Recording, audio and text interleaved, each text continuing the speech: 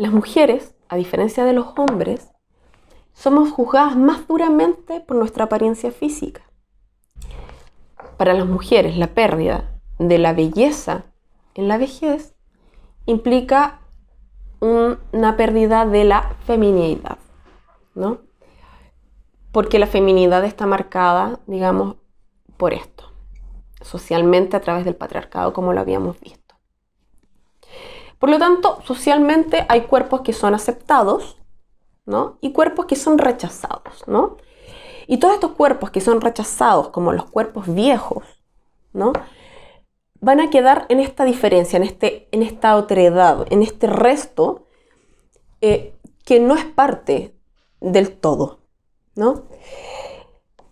No solo cuerpos viejos dependientes, cuerpos viejos pobres, ¿no? Y que no solo tienen que ver con la estética, sino también tienen que ver con lo funcional que es al sistema. Por eso es que también cada vez son mayores las formas en que nos dicen que nos tenemos que mantener activos, ojalá productivos, que trabajar en la vejez no nos hace tan mal, porque nos mantiene activos y eso es muy bueno para la salud. Sí, lo cierto es que el tema de la funcionalidad del sistema productivo es un tema que también hace que nuestros cuerpos sean más o menos valorados. Por lo tanto, existiría una jerarquía que bloquea estos cuerpos, que bloquea cuerpos que son viejos, bloquea cuerpos que son viejos y pobres, bloquea cuerpos que son viejos, pobres y femeninos, ¿no? Porque no tenemos que olvidar que el cuerpo es donde también se liberan batallas de poder, ¿no? Como lo vamos a ver en la próxima unidad. Entonces podemos hablar de aquellos cuerpos que importan y que no importan, pero que de igual forma vamos a tratar de homogeneizar, la sociedad va a tratar de homogeneizarlos, ¿no? Y de esta forma, la manera de homogeneizar es neutralizar las diferencias e integrarlas. Ojo, utilizo la palabra integración y no inclusión. No son lo mismo, ¿ya? Y es una diferencia que tal vez sea sutil, pero que es importante considerar, ¿no? La integración es como una suerte de suma de diferencias, ¿no? Pero no es más que eso. En cambio, la inclusión implica la aceptación de la diferencia. La aceptación, es la tolerancia y el respeto. Y es la valoración por la diversidad. Por lo tanto, cuando hablo de que se intenta integrar las diferencias, es justamente eso, la suma, ¿no? Es como cuando en las empresas nos dicen, sí, tenemos personas en situación de discapacidad, pero eso no quiere decir que sean incluidas, ¿no? Bueno, esto es lo que se trata de hacer socialmente, ¿no? Es políticamente correcto integrar, pero no incluir. Entonces, cuando integramos y no incluimos, justamente lo que estamos haciendo es anular las diferencias, ¿no? Impidiendo el reconocimiento y la generación de los vínculos y de la aceptación. Ahora bien, los cuerpos envejecidos, los cuerpos viejos, también tienen género.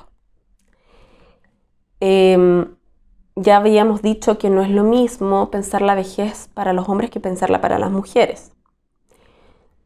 Tampoco podemos pensar a las mujeres como un colectivo uniforme y universal, ¿no? Y decir que todas las mujeres mayores son oprimidas porque son mujeres, porque son pobres o porque son mayores. No, eso no lo podemos hacer. No lo podemos hacer porque hacerlo implicaría un reduccionismo sociológico, ¿no? Y se construiría justamente a las mujeres previamente a cualquier ejercicio analítico como carentes de poder o de agencialidad, oprimidas y explotadas, ¿no? Lo que podemos tener son ciertas estelas, por decirlo de algún modo, ¿no? Sobre lo que ocurre. Pero siempre debemos considerar las particularidades de cada colectivo y, por supuesto, de las biografías individuales de las personas. Para las mujeres, para las mujeres mayores, además de los mandatos de género, que como los vimos, la belleza, el tema de la maternidad, etcétera, que van transcurriendo durante toda la vida, En la vejez, además de estos, aparece otro mandato, ¿no? Que es el mandato de la felicidad y la salud. A ver, que ya podemos ver que el mandato de la felicidad, ¿cierto?, se encuentra presente en cualquier momento de la vida. Últimamente hemos estado presenciando, como dicen algunos, la dictadura de la felicidad, ¿no?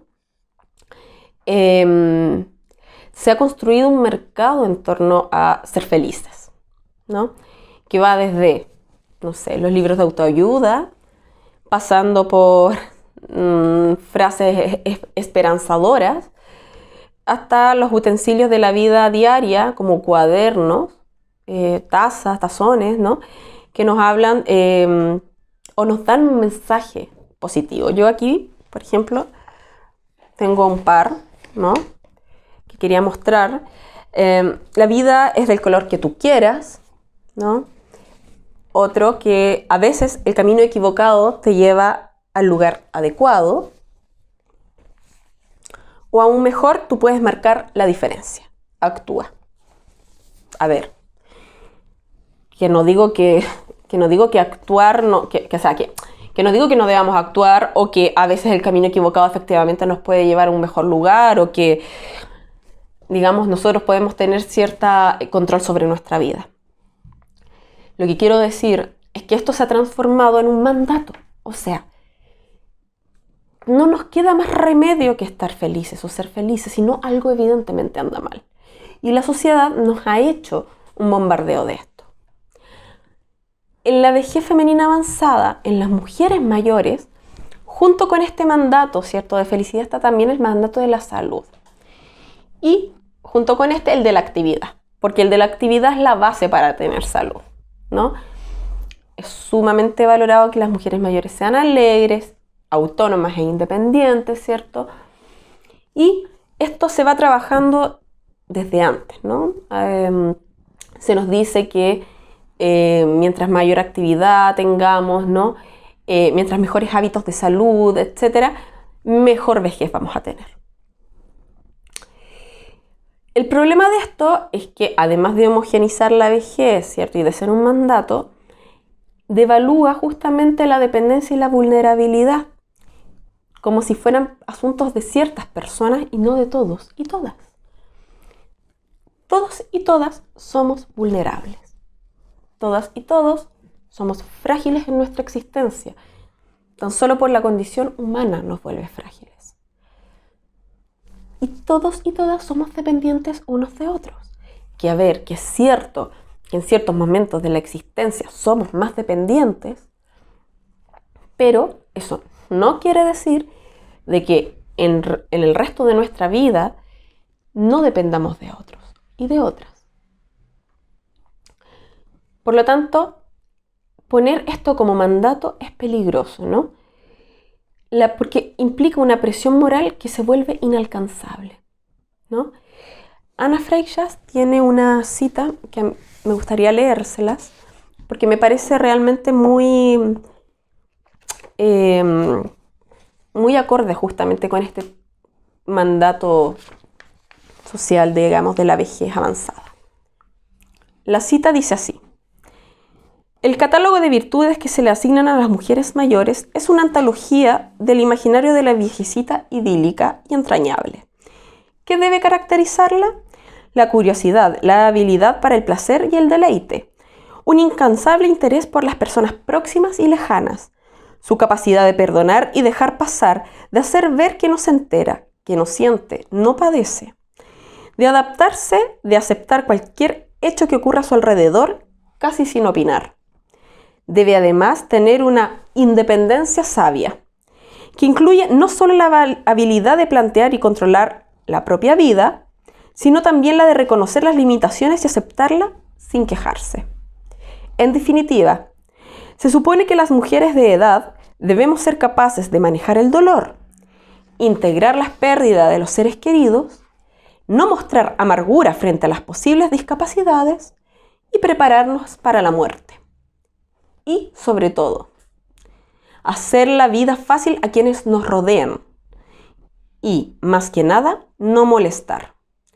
Idea esta que tenemos muy interiorizada y supone uno de nuestros discursos más frecuentes y bien argumentados. Por lo tanto, esta cita de Anna Freixas nos muestra cómo las mujeres y las mujeres mayores están disponibles para la sostenibilidad de la vida. Pero también puede ocurrir que en las mujeres mayores los problemas que las aquejaban en la juventud ya dejan de hacerlo, ¿no? Un ejemplo muy interesante y muy bonito es el que podemos encontrar en el libro El amor en los tiempos del cólera de Gabriel García Márquez, en el personaje de Fermina Daza, ¿no? Y observar cómo es que ella se reconstruye en su vejez, ¿no? Haciendo un poco de lado todo esto de los mandatos de género y los mandatos de la vejez que su misma familia le hace notar, ¿no? No voy a contarles el libro por si no lo han leído, los invito a leerlo, es un libro muy bueno, pero es muy interesante, ¿cierto?, cómo se resignifica la vejez y se reconstruyen las personas. Y para finalizar, vamos a hablar del sistema de pensiones chilenos que se los había comentado en un inicio. A ver, primeramente, ¿por qué tendríamos que hablar de esto? Porque, primero, afecta de forma directa a las mujeres mayores, sobre todo de edad avanzada, y porque es un ejemplo que muchos países quieren tomar a lo largo del mundo, ¿no? Porque, a ver, que es cierto que el tema de la longevidad va siendo un tema para los sistemas de pensiones, un desafío, y que muchos han tomado el ejemplo chileno como una alternativa a seguir. Entonces, para decirlo sin mucha anestesia, ¿por qué debemos hablar del sistema de pensiones chileno? Debemos hablarlo no solo para las personas en Chile, sino para el resto de las personas, porque es el ejemplo de aquello que no hay que hacer. Y en esto quiero ser bien enfática, ¿no? Vamos a hablar de las mujeres mayores.